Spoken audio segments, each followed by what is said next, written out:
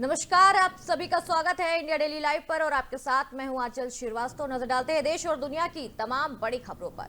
गुवाहाटी में प्रधानमंत्री नरेंद्र मोदी ने असम आंदोलन के दौरान शहीद हुए 860 लोगों की स्मृति में बने नए शहीद स्मारक क्षेत्र का दौरा किया है। पीएम मोदी ने शहीदों को पुष्पांजलि अर्पित कर उन्हें नमन किया है। इस दौरान उन्होंने कहा कि असम आंदोलन के शहीदों का बलिदान राज्य की पहचान और सम्मान की रक्षा के लिए था। प्रधानमंत्री ने स्मारक परिसर का अवलोकन किया है और असम की जनता के संघर्ष और बलिदान को याद किया है। पीएम मोदी ने ये दौरा असम आंदोलन के इतिहास और शहीदों के योगदान को सम्मान देने के स्वरूप में किया है।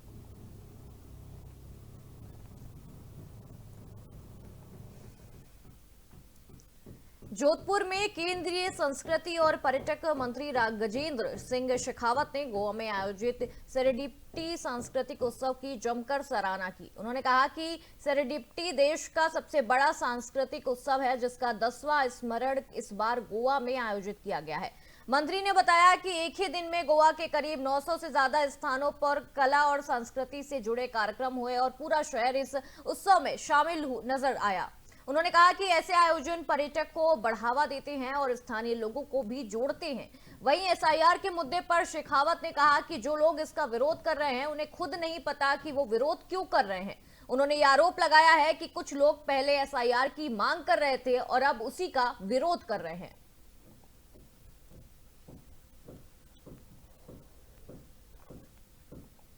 गोवा में देश का सबसे बड़ा कल्चर फेस्टिवल सेरेंडिपिटी के नाम से पिछले कई वर्षों से आयोजित किया जाता है। सेरेंडिपिटी फाउंडेशन जो हीरो मोटर्स जिसको पीछे से बैकअप करता है, उसका ये 10वां चैप्टर गोवा में इस बार आयोजित किया गया था 10 दिन के इस प्रोग्राम में। और मैं ये मानता हूँ कि ये देश का सबसे बड़ा कल्चर फेस्टिवल होता है जिसमें सभी विधाओं की आर्ट, विजुअल आर्ट और परफॉर्मिंग आर्ट दोनों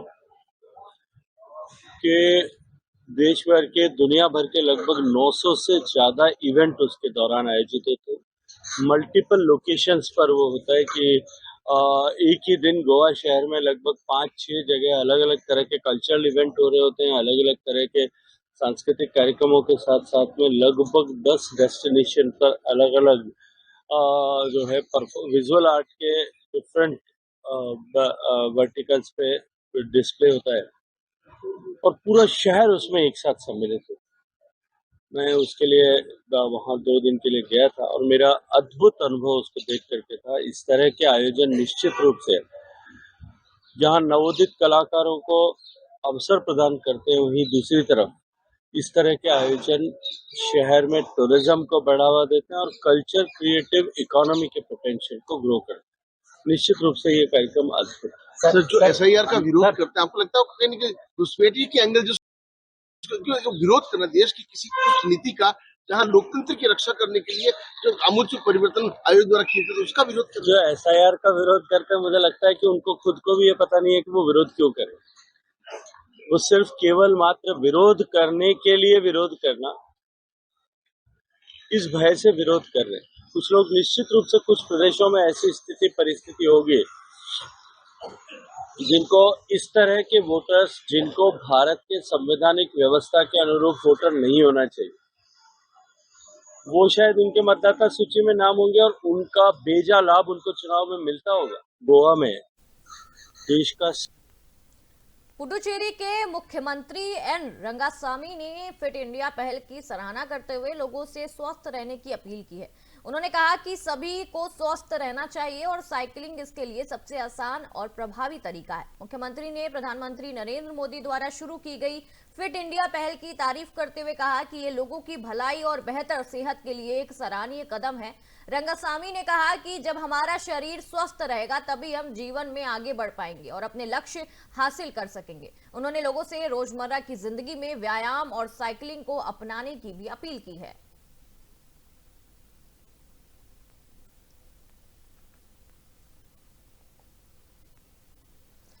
पुडुचेरी में केंद्रीय खेल मंत्री मनसुख मंडाविया ने फिट इंडिया अभियान की सफलता का जिक्र करते हुए बताया कि ये अभियान ठीक 1 साल पहले दिल्ली में एक छोटे से प्रयोग के तौर पर शुरू किया गया था। उस समय मुश्किल से 500 लोग इसमें शामिल हुए थे, लेकिन आज ये भारत के सबसे बड़े जमीनी स्तर के फिटनेस आंदोलन में से एक बन गया है। देश के 700 से ज्यादा जिलों में 10,000 से अधिक जगहों पर हर रविवार को लाखों लोग संडे ऑन साइकिल कार्यक्रम में हिस्सा लेते हैं।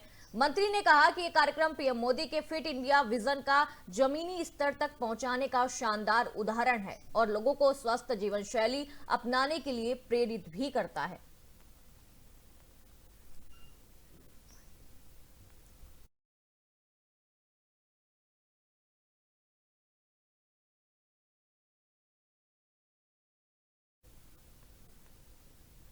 जयपुर में मुख्यमंत्री भजनलाल शर्मा ने सरकार के 2 साल पूरे होने के मौके पर कहा कि ये यात्रा सरकार के लिए न सिर्फ उपलब्धि का प्रतीक है, बल्कि जनता के साथ जुड़ने और मनोबल बढ़ाने का अवसर भी है। उन्होंने बताया कि पिछली सरकार में युवाओं के सपनों को कुचला गया था, उनमें से निराशा की भावना फैल गई थी, लेकिन उनकी सरकार ने युवाओं के हितों और उनके भविष्य को प्राथमिकता दी है।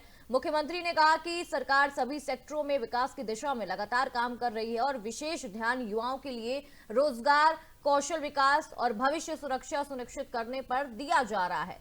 भजनलाल शर्मा ने यह भी कहा कि उनकी सरकार युवाओं को प्रेरित करने और उनकी क्षमताओं को सही दिशा में लगाकर उन्हें आत्मनिर्भर बनाने के लिए प्रतिबद्ध है। उन्होंने ये उम्मीद जताई है कि आने वाले समय में राजस्थान के युवा अपनी मेहनत और अवसरों के माध्यम से राज्य और देश की प्रगति में अहम योगदान भी देंगे।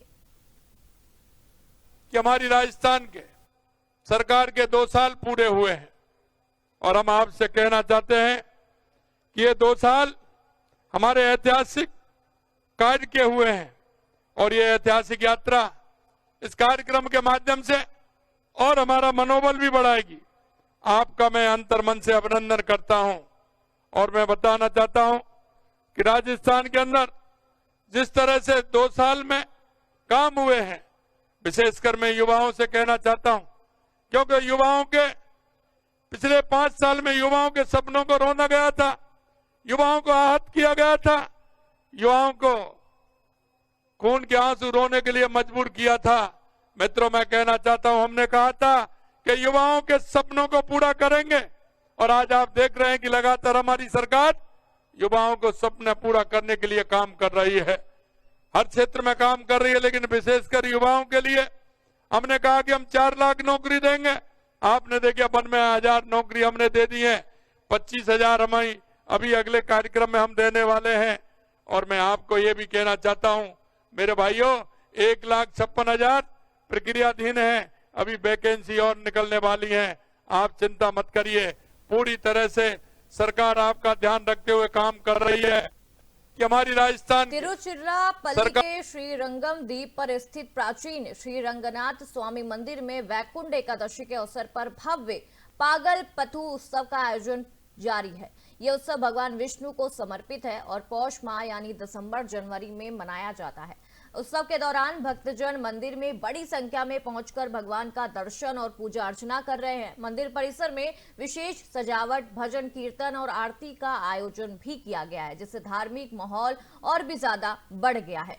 प्रशासन और मंदिर समिति ने श्रद्धालुओं की सुरक्षा, सुविधा और साफ सफाई का पूरा इंतजाम अच्छे से किया है। इस दौरान मंदिर की व्यवस्थाओं और भक्तों की भीड़ को ध्यान में रखते हुए विशेष प्रबंध भी किए गए हैं। स्थानीय लोग और दूर दराज से आए श्रद्धालु इस भव्य उत्सव में भाग लेकर धार्मिक अनुभव की और समृद्ध बना रहे हैं। यह उत्सव न केवल आध्यात्मिक महत्व रखता है, बल्कि श्री रंगम मंदिर की सांस्कृतिक और धार्मिक पहचान को भी उजागर करता है।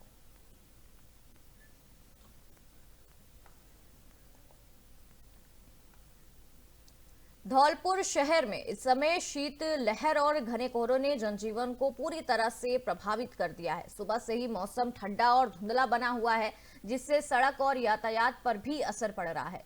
लोग घरों में रहकर गर्म कपड़े पहनने और अलाव के पास बैठकर ठंड से बचने की कोशिश कर रहे हैं। मौसम विभाग यानी कि IMD के अनुसार शहर में आज न्यूनतम तापमान 11.0 डिग्री सेल्सियस और अधिकतम तापमान 30.0 डिग्री सेल्सियस रहने का अनुमान लगाया जा रहा है। विशेषज्ञों ने बताया है कि कोहरे के कारण वाहन चालकों को सड़क पर अतिरिक्त सावधानी बरतनी चाहिए और सुबह सुबह या शाम के समय यात्रा टालना बेहतर होगा। प्रशासन ने भी लोगों से सतर्क रहने और बच्चों और बुजुर्गों की विशेष देखभाल करने और सार्वजनिक स्थानों पर अलाव का सुरक्षित उपयोग सुनिश्चित करने की सलाह दी है। ऐसे मौसम में स्वास्थ्य और सुरक्षा का ध्यान रखना बेहद जरूरी हो जाता है ताकि ठंड और कोहरे से होने वाली परेशानियों से बचा जा सके।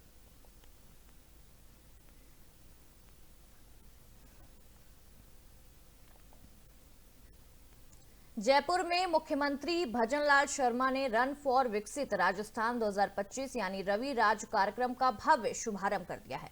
इस अवसर पर राजस्थान के खेल मंत्री राज्यवर्धन सिंह राठौड़ भी वहां मौजूद रहे। मुख्यमंत्री ने स्वयं दौड़ में भाग लेकर प्रतिभागियों को प्रोत्साहित किया है और स्वास्थ्य तथा फिटनेस के महत्व पर जोर दिया है। कार्यक्रम में बड़ी संख्या में युवा, नागरिक और खेल प्रेमी वहां शामिल हुए, जिन्होंने उत्साह और जोश के साथ दौड़ में हिस्सा लिया। इस आयोजन का उद्देश्य सिर्फ फिटनेस को बढ़ावा देना नहीं, बल्कि लोगों में सामूहिक भागीदारी की भावना और राजस्थान के सतत विकास के प्रति जागरूकता पैदा करना है। दौड़ के दौरान विभिन्न स्थानों पर सुरक्षा और सुविधा का पूरा इंतजाम किया गया था ताकि सभी प्रतिभागी सुरक्षित और सहज महसूस करें। ये कार्यक्रम राज्य में फिटनेस, स्वास्थ्य और समुदाय आधारित गतिविधियों को बढ़ावा देने की दिशा में एक प्रेरक कदम माना जा रहा है।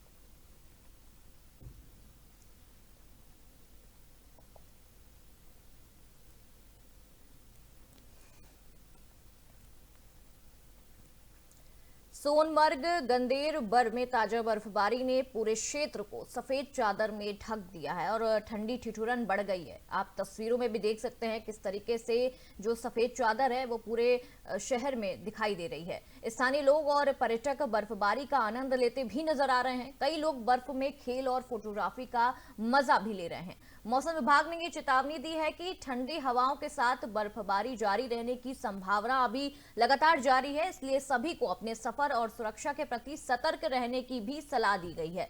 बर्फबारी ने सोनमर्ग के प्राकृतिक सौंदर्य को और भी ज्यादा मनमोहक बना दिया है, जिसमें ये सर्दियों में पर्यटन के प्रमुख आकर्षक स्थल बन गया है। प्रशासन ने भी यातायात और सुरक्षा के लिए विशेष प्रबंध किए हैं ताकि पर्यटक और स्थानीय लोग सुरक्षित रह सके। ये मौसम पर्यटक के लिए आकर्षक होने के साथ साथ सावधानी बरतने का भी समय है।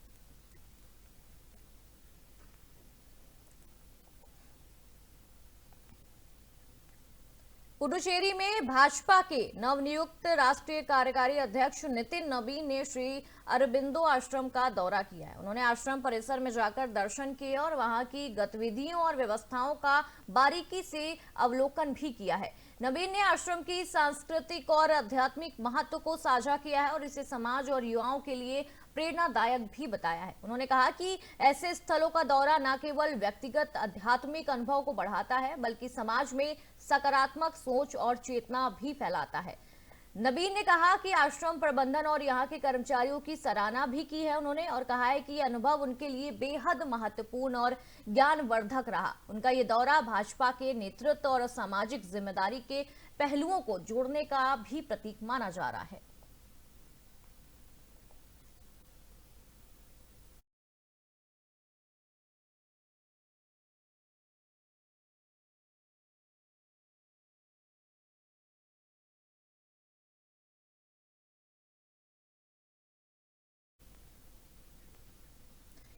सीरिया में अमेरिका ने आईएसआईएस के खिलाफ ऑपरेशन हॉकाई स्ट्राइक शुरू कर दी है। परमायरा में हुए घातक हमले के बाद अमेरिकी सेना ने ठिकानों और ट्रेनिंग कैंप को निशाना बनाया है। अमेरिका और उनके सहयोगी देश आतंकवाद के खिलाफ मिलकर कार्रवाई कर रहे हैं। आईएसआईएस भले ही कमजोर पड़ रहा हो, लेकिन खतरा अभी भी खत्म नहीं हुआ है। देखिए हमारी इस खास रिपोर्ट में। मध्य पूर्व एक बार फिर युद्ध की आग में झुलस रहा है। सीरिया की जमीन से उठी बारूद की गूंज अब पूरी दुनिया तक सुनाई दे रही है।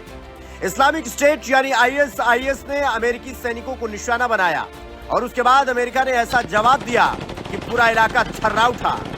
पलमायरा में हुए घातक हमले के बाद अमेरिका ने साफ कर दिया कि आतंकवाद के खिलाफ अब कोई नरमी नहीं होगी, और इसी कड़ी में शुरू हुआ ऑपरेशन हॉकाई स्ट्राइक, जिसका मकसद आईएसआईएस को जड़ से खत्म करना बताया जा रहा है।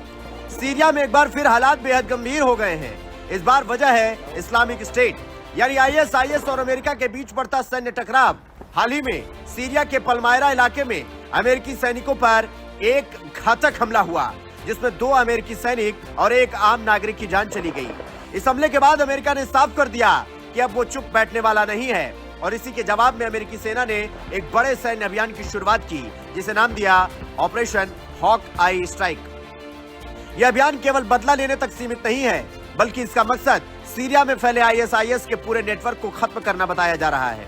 पेंटागन यानी अमेरिका के रक्षा मंत्रालय ने इसे आतंकवाद के खिलाफ निर्णायक लड़ाई बताया है। अमेरिका के रक्षा मंत्री पीट हेगसेथ ने इस कार्रवाई की जानकारी सोशल मीडिया प्लेटफॉर्म X पर दी। उन्होंने बताया कि 13 दिसंबर को सीरिया में स्थित एक अमेरिकी सैन्य ठिकानों पर हमला हुआ था। इस हमले में 2 अमेरिकी सैनिक और 1 नागरिक की मौत हो गई थी, जबकि 3 अन्य सैनिक गंभीर रूप से घायल हो गए। यह हमला अचानक और बेहद सुनियोजित तरीके से किया गया था। पीट हेगसेथ ने साफ शब्दों में कहा कि अमेरिका अपने सैनिकों और नागरिकों की हत्या को कभी बर्दाश्त नहीं करेगा। उन्होंने यह भी कहा कि जो भी संगठन या ताकत दुनिया के किसी भी कोने में अमेरिकियों को नुकसान पहुंचाने की कोशिश करेगा, अमेरिका उसका पीछा करेगा और उसे खत्म करके ही दम लेगा। इस हमले के तुरंत बाद अमेरिकी सेना ने ऑपरेशन हॉक आई स्ट्राइक शुरू कर दिया। इस ऑपरेशन के तहत सीरिया के मध्य हिस्से में ISIS से जुड़े ठिकानों को निशाना बनाया गया। अमेरिकी अधिकारियों के मुताबिक अब तक इस अभियान में ISIS के करीब 70 से ज्यादा ठिकानों को तबाह किया जा चुका है। इस ठिकानों में आतंकियों के छिपने के अड्डे, हथियारों के भंडारण केंद्र, ट्रेनिंग कैंप और कमांड पोस्ट शामिल थे। अमेरिकी सेना का कहना है कि इन हमलों में ISIS की कमर टूट गई है और उसके कई बड़े आतंकी मारे गए हैं। हालांकि अभी तक मारे गए आतंकियों की सटीक संख्या सार्वजनिक नहीं की गई है और इस सैन्य अभियान में अमेरिका ने अपनी अत्याधुनिक सैन्य ताकत का खुलकर इस्तेमाल किया। एयर स्ट्राइक के दौरान F-15 ईगल जैसे ताकतवर फाइटर जेट्स का इस्तेमाल किया गया, जो दुश्मन के ठिकानों को बेहद सटीक तरीके से निशाना बनाने में सक्षम है। इसके अलावा A-10 थंडरबोल्ट अटैक एयरक्राफ्ट का भी इस्तेमाल हुआ, जो जमीन पर मौजूद आतंकियों और वाहनों को तबाह करने में माहिर माना जाता है। केवल लड़ाकू विमान ही नहीं, बल्कि F-64 अपाचे हेलीकॉप्टर भी इस अभियान का हिस्सा बने। इन हेलीकॉप्टरों ने निचली ऊंचाई से आतंकियों के ठिकानों पर हमला किया। इसके साथ ही HIMARS यानी हिमरस रॉकेट सिस्टम का भी इस्तेमाल किया गया, जो लंबी दूरी से सटीक हमला करने के लिए जाना जाता है। इस ऑपरेशन में अमेरिका के साथ उसके सहयोगी देश भी शामिल रहे। जॉर्डन के F-16 लड़ाकू विमानों ने भी ISIS के ठिकानों पर हमला किया। इससे साफ हो गया कि आतंकवाद के खिलाफ इस लड़ाई में अमेरिका अकेला नहीं है, बल्कि उसके सहयोगी देश भी उसके साथ खड़े हैं। अमेरिकी अधिकारियों का कहना है कि यह कार्रवाई अभी खत्म नहीं हुई है। हालात को देखते हुए आने वाले दिनों में और भी हमले किए जा सकते हैं। पेंटागन ने संकेत दिए हैं कि अगर ISIS की तरफ से कोई और हमला होता है या उससे नेटवर्क के और ठिकाने सामने आते हैं, तो उन पर भी तुरंत कार्रवाई की जाएगी। इस पूरे मामले पर अमेरिका के राष्ट्रपति डोनाल्ड ट्रंप ने भी सख्त प्रतिक्रिया दी है।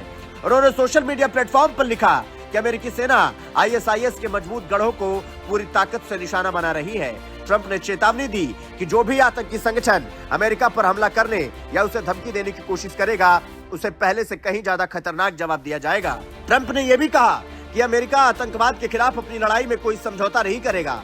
उन्होंने साफ कहा कि यह कार्रवाई केवल बदला लेने के लिए नहीं, बल्कि भविष्य में ऐसे हमलों को रोकने के लिए भी जरूरी है।